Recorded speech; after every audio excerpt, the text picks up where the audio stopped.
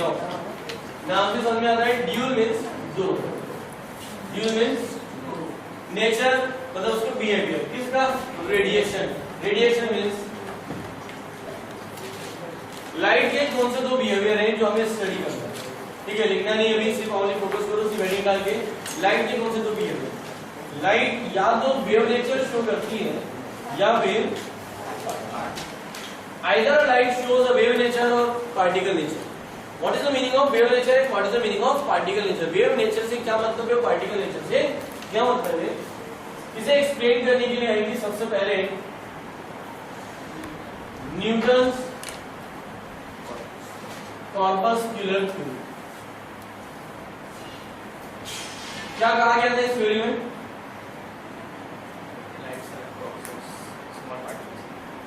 Lights are small particles, मतलब light किसकी बनी हुई है? एक बाउंसिंग पार्टिकल की। लाइट किसकी बनी हुई है? ऐसा क्यों कहा उन्होंने? द रीजन दैट न्यूटन ने लाइट की एक फिनोमिना को देखा, वो फिनोमिना थी रिफ्लेक्शन। क्या था? रिफ्लेक्शन क्या होगा? जब कोई लाइट किसी शाइनी सरफेस से आएगी, टकराती है, टकरा के वापस चली जाती है। इसको कंपेयर किया, लिखना भी उसी है ना, बड़ा सा लिखना महापाप, ठीक है, वो पाप नहीं करना।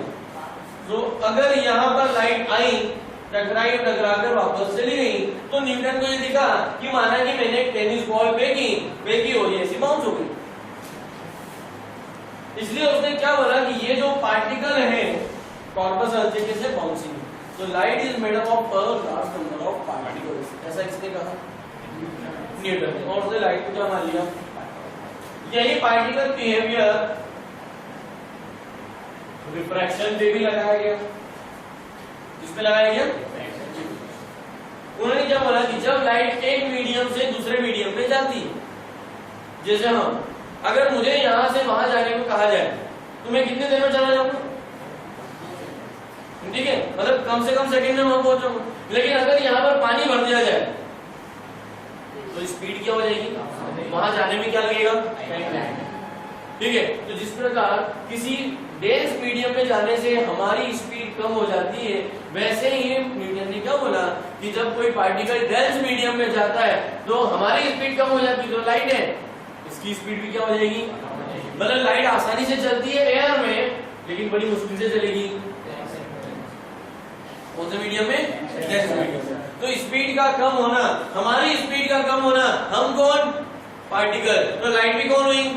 पार्टिकल। ऐसा किसने बोला? न्यूटन था। किसने कहा madam? So according to the Newton, the reflection and refraction both these phenomena are due to particle nature of light। ये अच्छे से ध्यान रखिए, ऑब्जेक्टिव पूछा जाता है। Reflection and refraction is of due to particle nature of। फिर वो कौन से फिनोमिना है जो वेव नेचर से होती है? और किसने कहा कि लाइट पार्टिकल नहीं बल्कि वेव है? लाइट पार्टिकल नहीं बल्कि वेव। बहुत सिंपल और साधारण सा एक्सपेरिमेंट बता रहा हूं जिसके बेस पे आप आसानी से ये बता सकते हो कि लाइट पार्टिकल नहीं बल्कि वेव। न्यूटन बाबा ने लाइट को हमसे कंपेयर किया, हम कौन? पार्टिकल। पहले तो ये प्रूव करें कि ह्यूमन बीइंग्स आर पार्टिकल। हम पार्टिकल है कैसे प्रूव करोगे? हम वेव नहीं है, हम पार्टिकल है, आप कैसे प्रूव करोगे? तो लाइट अगर पार्टिकल है तो उसके बाद मास होना चाहिए, तो क्या लाइट में बिल्कुल भी मास नहीं होता? अगर मास नहीं होता तो आइंस्टीन की थ्योरी फेल हो जाती, E = mc²। मास तो है, मेरी बात समझ रहे बेटा? That is very important. हम कहते हैं इस कमरे को पूरा पेक कर दूं, जब मान लीजिए कि यहाँ पे नाइट का टाइम हो रहा है, लगभग अराउंड 7:30 या 8 o'clock पे पूरा कमरे में अंधेरा है, फिर भी हम पढ़ रहे हैं, नहीं पढ़ रहे। अब बोर्ड पर कुछ लिखा है और आपको देख रहे हैं, वो जी लाइट चालू थी, अचानक से लाइट चली गई, ठीक है, तो हमने क्या बोला कि भाई टॉर्च का इंतजाम करो। बोलिए, अब जो टॉर्च, अब ये डोर बंद है, ठीक है, क्लोज डोर है, और बाहर से वो टॉर्च लेकर आया चालू स्थिति में, लेकिन डोर क्लोज है। अगर ये मैं दरवाजा बंद कर दूं, बंद दरवाजे पे अगर लाइट डाली जाए, अगर मैं इस क्लासरूम का डोर क्लोज कर दूं, तो क्या आप लोग बाहर जा सकते हो? जा सकते हो क्या? नहीं जा सकते। लेकिन अगर डोर बंद है, ठीक है, और वो वहां से टॉर्च की लाइट बोर्ड पर डाल रहा है, तो आएगी क्या? नहीं। दरवाजा बंद होने पर हम बाहर नहीं जा सकते, दरवाजा बंद होने पर टॉर्च की लाइट अंदर नहीं आ सकती, मतलब लाइट कौन? पार्टिकल। लाइट कौन?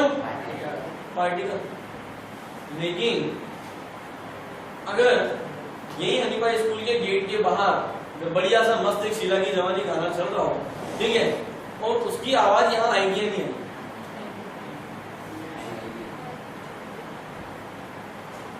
ये वेव नेचर कि म्यूजिक बज कहीं हो रहा है बट वो यहां तक इस कमरे तक आ गया, ठीक है, नहाते आप आपके बाथरूम में हो लेकिन आवाज आपके माथे में जाके बेडरूम तक जाती, ठीक है, उनको पता है कि बोले अभी ये माइकल जैक्सन अंदर गया हुआ है, ठीक है, तो कुछ चमत्कार ही कर गया है,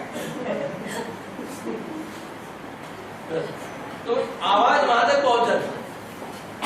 जब डोर क्लोज है लाइट अंदर नहीं आ पा रही, लेकिन अगर हम ध्यान से देखें तो लाइट बॉटम से अंदर आती है, मतलब लाइट में क्या टेंडेंसी है? बेंड होने की। क्या टेंडेंसी? जैसे अगर डोर मान लीजिए पूरी यहाँ पे सारी विंडो ग्लास की है, एयर टाइट हमने ग्लास से बंद करवा दी और ये विंडो भी बंद कर दिया, और अगर मैं बाहर एक म्यूजिक सिस्टम लगाऊं तब भी आवाज अंदर आएगी। क्यों? क्योंकि म्यूजिक यानी क्या होता है कि वो वेव्स है, वेव में कहीं भी बेंड होने की टेंडेंसी होती है, बहुत मुड़ मुड़कर कहीं भी पहुंच जाती है। दरवाजा बंद हो गया, मान लीजिए कि मतलब यहाँ पे 5 बज गए, 5 बजे 5:10 हो गए, मैंने दरवाजा फिर भी बंद रखा हुआ है, ठीक है, और अब जाना है तो ऐसा तो करेंगे कि ये सब बेरिया वाले नीचे से निकल जाएंगे सब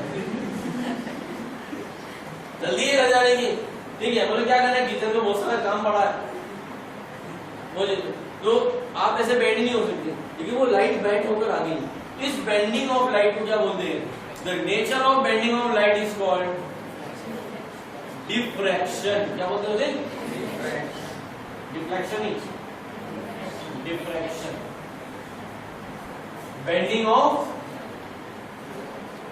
इसने एक नया रिवॉल्यूशनरी चेंज लेकर आया कि अगर लाइट बेंड हो रही है just like a music wave, sound wave, it means a light is off. एक और फिनोमेना आई मार्केट में, interference. We will study about this, हम इसके बारे में पढ़ेंगे, ठीक है। इंटरफेरेंस मतलब होता है कि merging of light, superimposition of waves, ठीक है। जिस तरह से दो म्यूजिक वेव अगर मर्ज होती है वैसे ही क्या हो सकती है, लाइट की वेव मर्ज हो सकती है। ये सब वेव नेचर क्या ही है? The study of wave nature of light is called wave optics. क्या बोलते हैं उसे? Study of particle nature of light is called ray optics. Study of रे and wave both is called wave nature of radiation. जब हम ये देखेंगे कि ये पार्टिकल भी है, वेव भी है, और डिसाइड करेंगे कि ये है क्या, फाइनली ये डिसाइड करना है कि ये वेव है या पार्टिकल है, और किस सिचुएशन में ये क्या है, that is called dual nature of radiation. वो है हमारा ड्यूल नेचर ऑफ रेडिएशन। इस ड्यूल नेचर ऑफ रेडिएशन को एक्सप्लेन करने के लिए जो शुरुआत थी वो एक ऐसी स्टार्टिंग है, that is starting of from the related with the atomic physics और मॉडर्न फिजिक्स एंड क्वांटम। वहां से लाइट की फिनोमेना स्टार्ट, ठीक है। सो आप लोगों के लिए जो इंपॉर्टेंट क्वेश्चन एक छुपा हुआ है, वो क्वेश्चन क्या छुपा हुआ है? ये दोनों फिनोमेना कौन सी है?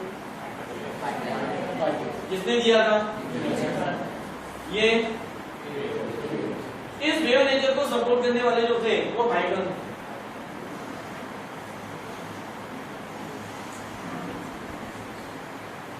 ठीक है, हाइगन ने सबसे पहले वेव मतलब न्यूटन की ठीक बात हाइगन से दी थी। हाइगन के देने के बाद में आए थे मैक्सवेल। कौन आए थे?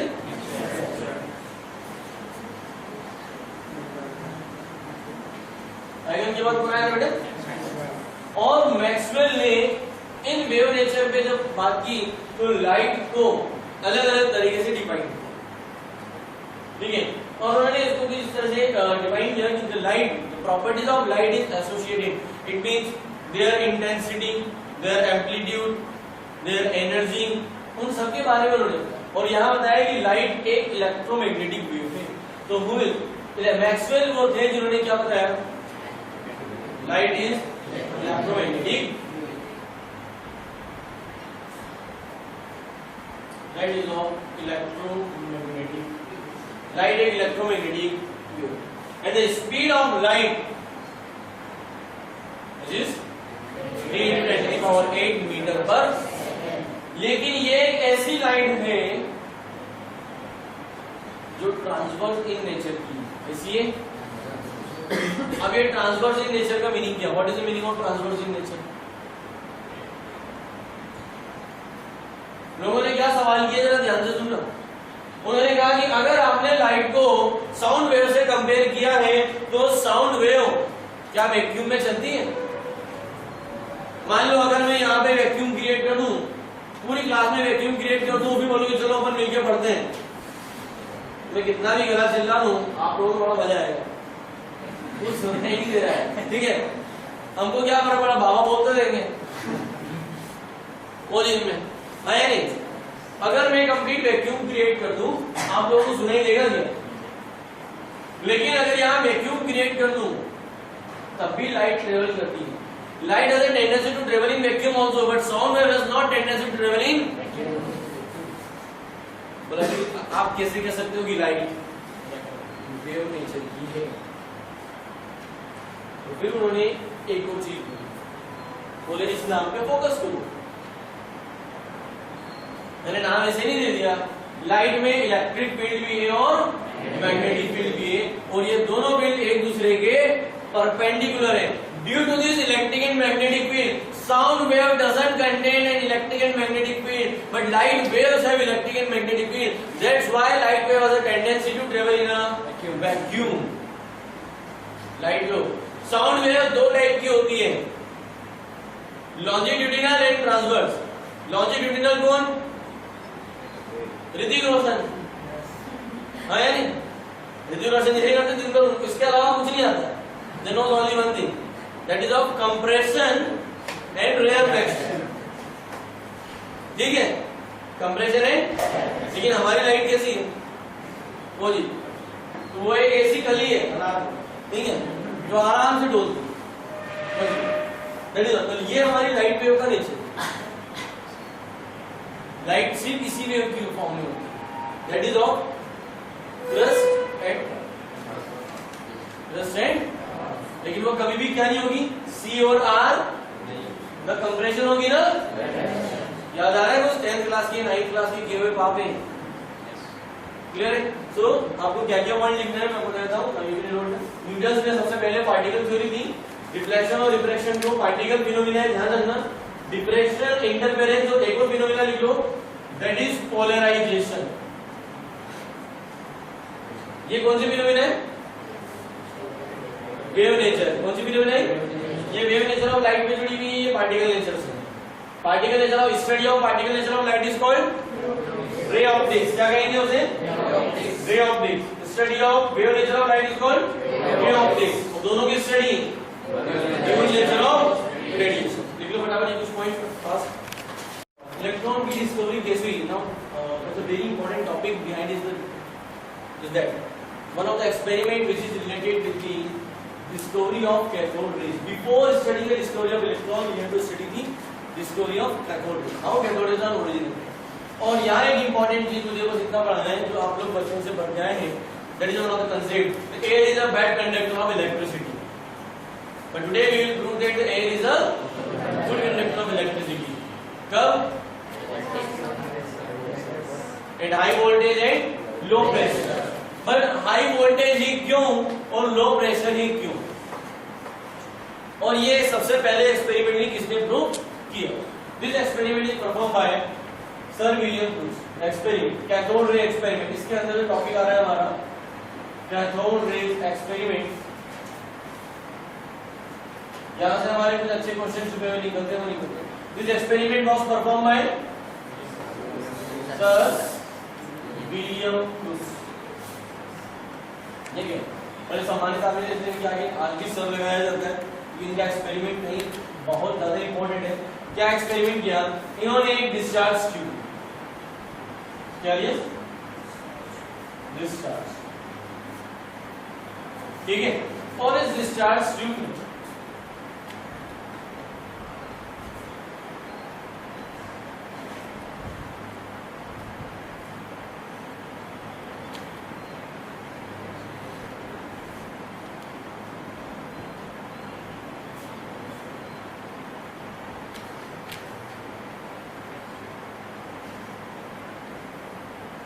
ठीक है, ये कौन सा टर्मिनल है?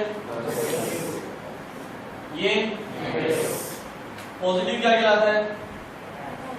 एनोड। पॉजिटिव क्या कहलाता है? ये क्या हुआ? और ये आया नहीं। बहुत जल्द मैं आपको एक दिन ये बताऊंगा कि आपको से जब कोई जानता भी हो तो जस्ट रेज रहे कि किसी बैटरी का नेगेटिव हमेशा छोटा और पॉजिटिव बड़ा क्यों बनाया जाता है। आगे ऐसा क्यों किया साइंटिस्टों ने या फिलोसोफर ने या फिजिसिस्ट ने या केमिस्ट्री ने कि नेगेटिव को छोटा बनाया पॉजिटिव को बड़ा? इसके पीछे कोई रीजन है क्या, या जो मन में आया वही बनाते हैं? ये सवाल 10th क्लास में पूछना चाहिए था अलाइनमेंट में, जब पहली बार हम इस निशान को देखते हैं। पर बड़ा छोटा हमको ये बात है, लेकिन अगर हमें आइसक्रीम छोटी बड़ी मिल जाए घर में तो दिक्कत है नहीं।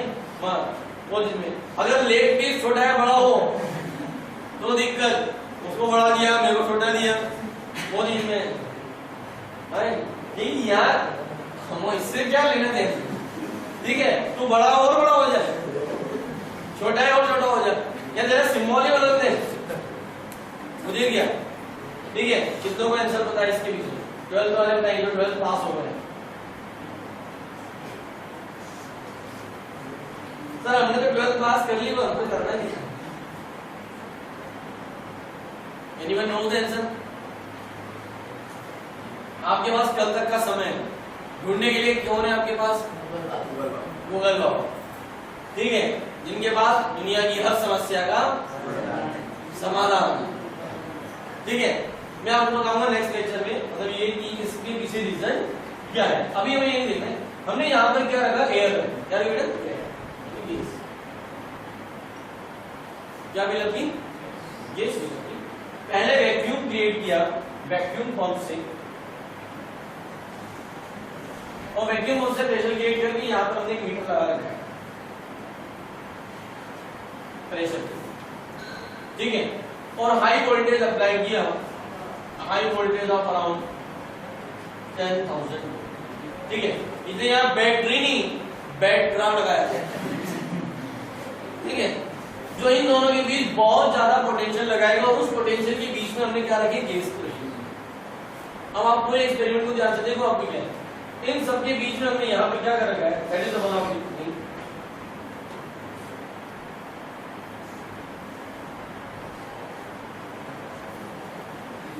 अब देखिए, बैटरी से एक वायर निकाला, यहाँ टच किया, एक वायर निकाला, यहाँ टच किया, बीच में मैंने हवा लगी है। अभी ये घूम रहा होगा क्या? सर्किट पूरा है क्या? सर्किट हुआ था नहीं। ठीक है, इलेक्ट्रिक सर्किट पूरा है या नहीं? ये कहीं देखा है? हाँ सब लोग फेसबुक पे आए दिन देखते हैं, व्हाट्सएप पे आती है। ये इलेक्ट्रिक स्विच है। ठीक है, उससे एक वायर कनेक्ट किया, और वायर कनेक्ट करा हमने किससे? एक पेन से। किससे? गर्मी बहुत करेगी ना तो पंखा ही आता है। अब इसको घुमाना है, इससे भी वायर कनेक्ट है, लेकिन दोनों वायर को मैंने जोड़ा नहीं। क्या पंखा घूमेगा? तो घुमाना है, बिना वायर को जोड़े पंखा घुमाना है। तो क्या उल्टे सीधे काम करते थे दोस्तों। इस पूरे की पूरे सिस्टम को उठाकर एक ऐसी जगह रख दो जहां प्रेशर बहुत कम है और वोल्टेज, तो बिना वायर को जोड़े भी ये पंखा घूमने।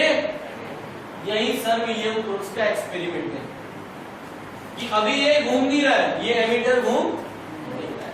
उन्होंने क्या किया? Pressure of gas and deflection in ammeter.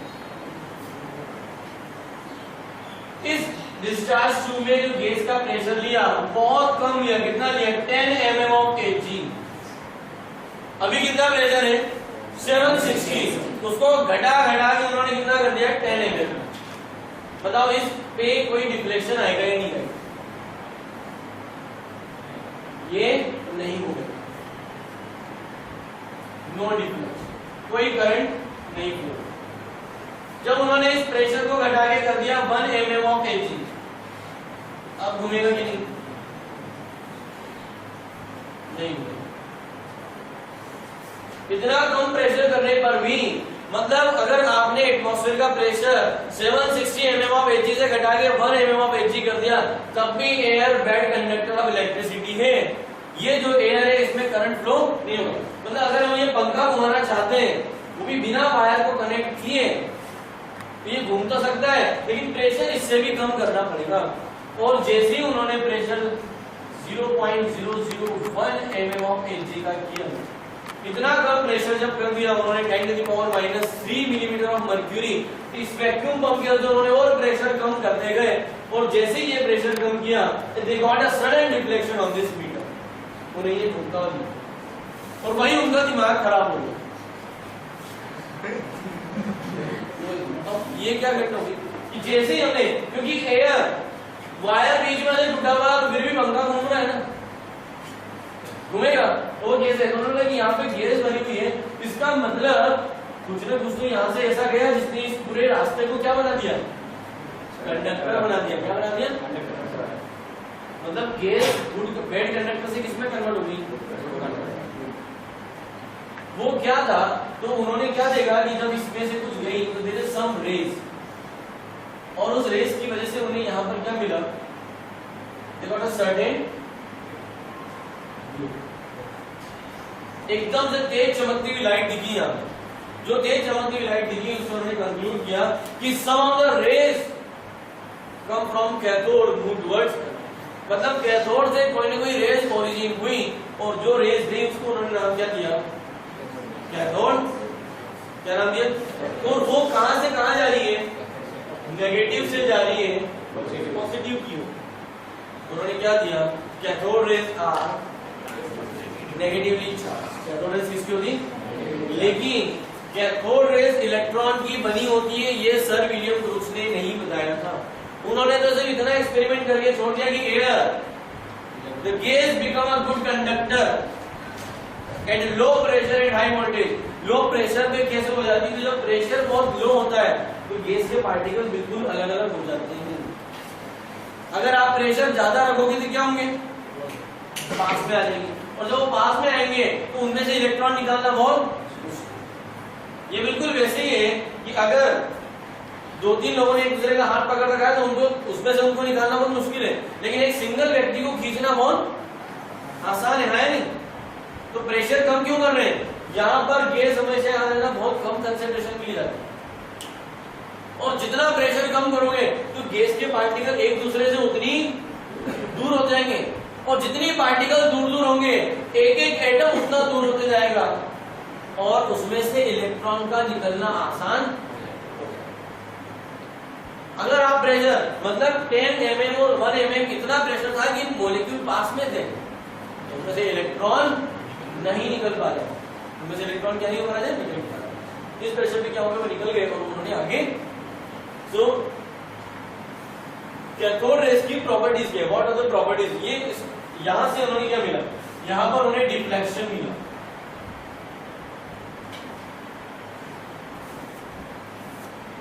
From third observation,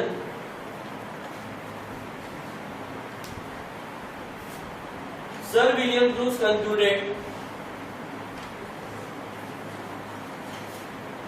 some of the rays originated from cathode, and these rays are called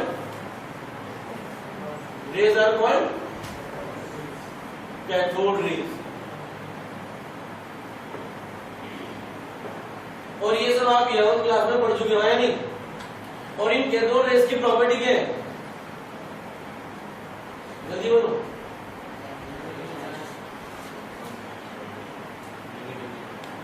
negatively charge, and cathode rays are negatively charge, travel in a straight line,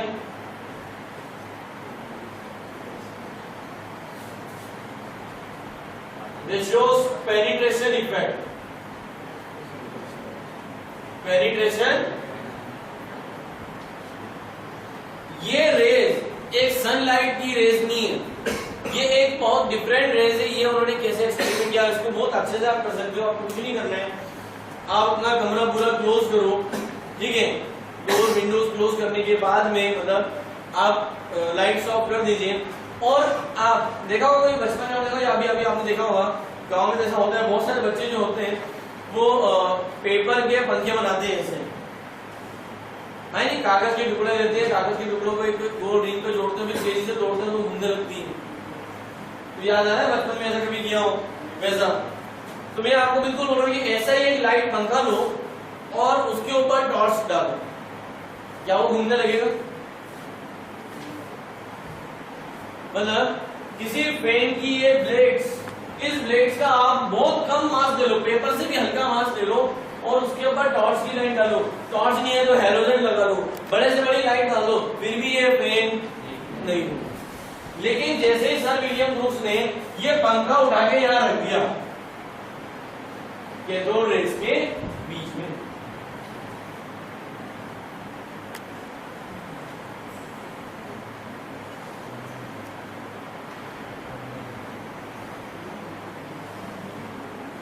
जैसे ही उन्होंने ये pen cathode rays के बीच में रखा, ये क्या होने लगा? पेन अगर आप मतलब एक लकड़ी लो बिल्कुल बारीक सी और उसके ऊपर कागज के टुकड़े लगा कर उसे घुमाओ, तो हम दौड़ते तो घूमने क्यों लगता है? क्योंकि ये जो एयर है इसमें मास है, इसमें गैस है, मास है। मतलब ये एक सनलाइट की रेज नहीं है, बल्कि ये बहुत अलग टाइप की रेज है जिसमें कुछ मास है। जब वो पार्टिकल टकरा रहे हैं तो ये घूम रहा है, जैसे पार्टिकल टकराया तो इसने इसको टर्न नहीं किया, ये टकराया तो इसने इसको टर्न नहीं किया, समझ रहे हो? It means cathode rays are made up of particles. उन्होंने स्टेटमेंट दिया cathode rays are made up of negative charge particles. Cathode rays are made up of negative charge, लेकिन वो पार्टिकल कौन और उस पर कितना चार्ज, ये सब किसने निकाला? Sir J J. थॉमसन। ठीक है, उनका एक्सपेरिमेंट हमारे काम में नहीं है, but we will study about it. General का वो भी देखेंगे उन्होंने कैसे निकाला, but this experiment is very important and this value is very important, जो कि इस पे क्वेश्चन पूछा जाता है ऑब्जेक्टिव कि कितना वोल्टेज और कितना प्रेशर हो। प्रेशर कम क्यों किया जाता है? क्योंकि ज्यादा प्रेशर करोगे तो एटम क्या होंगे? मास आ जाएंगे, उसमें से क्या निकालना मुश्किल है। अब उसमें से इलेक्ट्रॉन ही निकला, ये किसने प्रूव किया? जे.जे. थॉमसन ने वो इलेक्ट्रॉन है। So all these are complete cathode ray experiment of Sir William Crookes. All this is the point of this experiment. ये टेबल बहुत जरूरी है। डिफ्लेक्शन किसका है? इस एमिटर में। क्लियर? वो देख लो इसको फटाफट।